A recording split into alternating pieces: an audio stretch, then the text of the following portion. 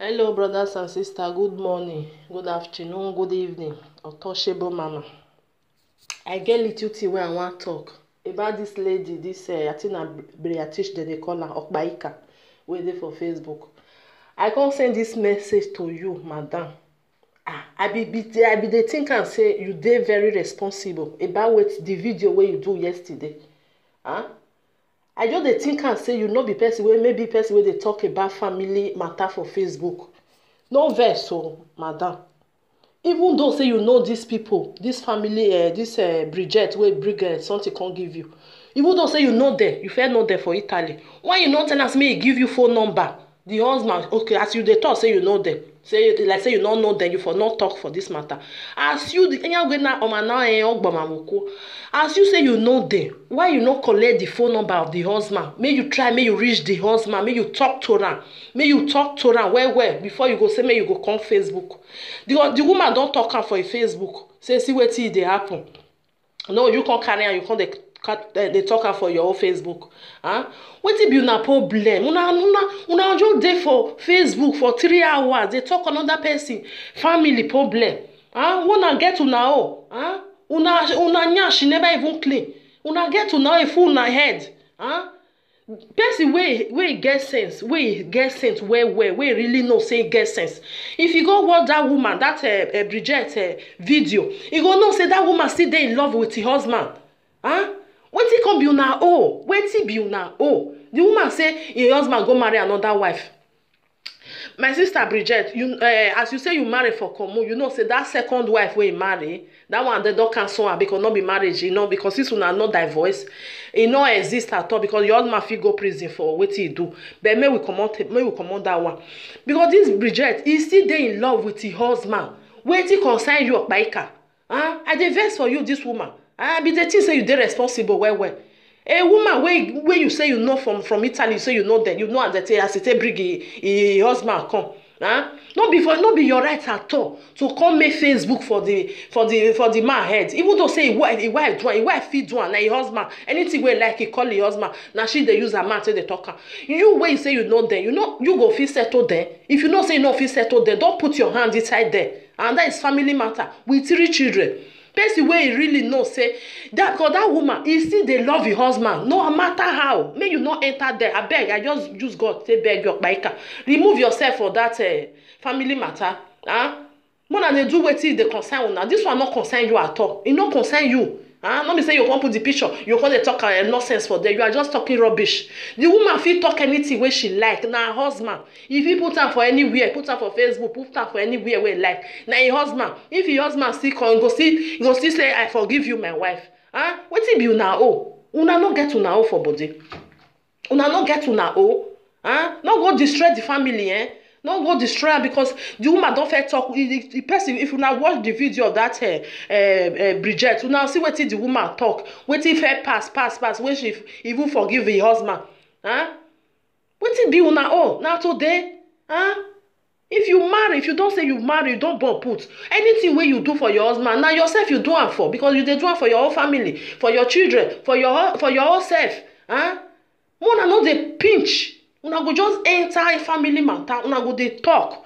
If you really say you love that Bridget, Okpaika, if you know say you love that Bridget, na your right. Now when you go tell am say this thing wey you say make I talk come out, I no go talk am come out. Give me your husband, give me Nosa phone number, make I call am, make I talk to her. Really say you love am, because you no love am. Because like say you love am, you for not tell am, you for not come bring am come Facebook on the talk. If you really say you dey feel for that woman, because person wey sit down, wey look, I go know say that woman, she get pain for inside body. E get pain because say the man leave am. E get pain. E no mean say if the man come tomorrow come beg and say the woman no accept am. E go accept am. E dey for him eye say go accept am, because na him children father. No matter how, anything away one more or jokoyari ojabogodo. Una no dey put una hand for inside family matter. Una no dey hear. Una go dey put una hand. Una no be the okagbe. Una no be the family. Wetin concern una? Why una go dey judge person? Don't judge anybody. This family matter. Nobody get right to judge any family husband and wife issue. You don't have the right. They no born you rich. No be you go judge am. Na judge na go talk. Make two of them come stand for front of judge, say they no want again. Judge go sign paper for now. Okay, you go your own, I go your own. No be say what una come dey judge. Wetin concern una? Una no get una own. Una no get una own. Have enough for now. Una no get una own. This Okpaika, I just surprised say you do this video. I very dey surprised. I no even expect you at all. More than they talk all that thing. Like the woman don talk to you, go bring am come and you dey give her, just dey give her sweet something wey sweet. It's normal. Say person wey a husband live with 3 children, he go get that pain. Yeah, you go marry because the woman know say that marriage na zero. The marriage wey husband go do for Nigeria, that one na zero. They no count am. Not just as you talk say na common na you for do marriage. So just have am for mind say your husband never marry because you with am still husband and wife till una sign paper for divorce. You understand? Make you dey tell am wetin sweet. No, you go carry come make people come dey talk about your husband. We are talking about your husband, not be say e don separate o. He never divorce. Na still father of his children. Anything wey dem go talk now, e go dey affect the children. Una no get sense. The woman fit talk anything wey like for a platform. Talk am say your husband na this and that, that one that. Good, na him wife na him talk am. No be there another third person. Come dey put him hole, he come dey talk put. Wetin dey worry una? Wetin una get for head? Now him worse pass, but una no dey talk am for outside. If una just hear another person matter, una just put am for head. 3 hours now una go dey for Facebook. When I go take the sit down, they talking for another person problem, family. Wetin worry? Wetin dey worry now? Okay, if 2 of them come settle tomorrow, wetin you go come do? You go say the woman dey bad as he carry her husband enter house. Na your husband, anything wey like it. If he talk say your husband na this, your husband na that, na your husband, na him out to take talk am. Your husband go even forgive am. This husband and wife, una know wetin dem call husband and wife, better for worse. The thing wey dem go say we no dey do again. Una fit dey talk. Wetin dey worry una sef? Since they are still husband and wife, mona no dey pinch, mona no dey enter inside, mona no dey enter. They dey talk am for Italian, they take am make parable say marital moglie che nessuno devi mettere dito. You know wetin e mean? You wey be Okpaika, you say you don offend for Italy, you know wetin I talk? Never you, the third person, come put your hand for inside husband and wife issue. Never. Don't try it. What is the worry una? What una no get sense? Now you dey do anyhow. Now just dey that Facebook una sense. Now under fit na e come dey. Instead of you to dey encourage the woman, say no worry, everything go dey okay. They pray for your husband, make everything dey okay. Now wetin woman dey do na be that one. You go dey pray for your husband. You go dey pray any evil spirit back to sender. Instead of make you dey help am, dey tell am say make dey give am courage, dey give am make no worry, your husband go come back. How can a man go leave him whole 3 children without say una no quarrel, nothing happen, just because of say family problem? You go dey tell am make dey pray. May try to the other spirits, may they return her back to sender. No, you carry a call put for Facebook. What you want to tell people? What you want make people come and talk put? You want make you get viewers? Why you not bring your own, make you come talk? Abi na your clean well, or your whole family, husband, or your whole family na not get problem for inside body. One and not carry and come, another person now na one make una want to shine. I just a verse for Okpaika, really. I too like you because this thing what you do, I just a verse for you, really.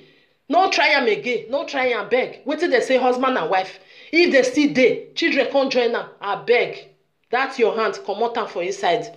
The woman know as he go take see your husband. If you really say one thing, say he want make can't take her, make can't take him money back. I get that belief. Say that woman still they love her husband. Nobody go fit change her. The woman know as he take talk, nothing bad wey talk against that man. You understand? Nothing bad. My sister Bridget, I bet if you see this audio, I beg my sister, they pray for your husband head. They alerun nekakabo, alerun jo other for where but your husband go return back to you. Any evil what they do, may go back to sender because you don't born 3 children for them. Not be clear eye say they do what they do. Not be clear eye. You need the man need very prayer, very heavy prayer. And that man needs. Not carry your matter go give people where they do live video for Facebook. Everything go dey better. I know say now because of say you dey hungry, let make you do the one way you do. God go make it where there is no way. God must surely do it. There must be a way there. all this nonsense wey dem dey do for there, no join them, my sister. No join them because of the sake of your children. Ma understand? Osaboa bless you well.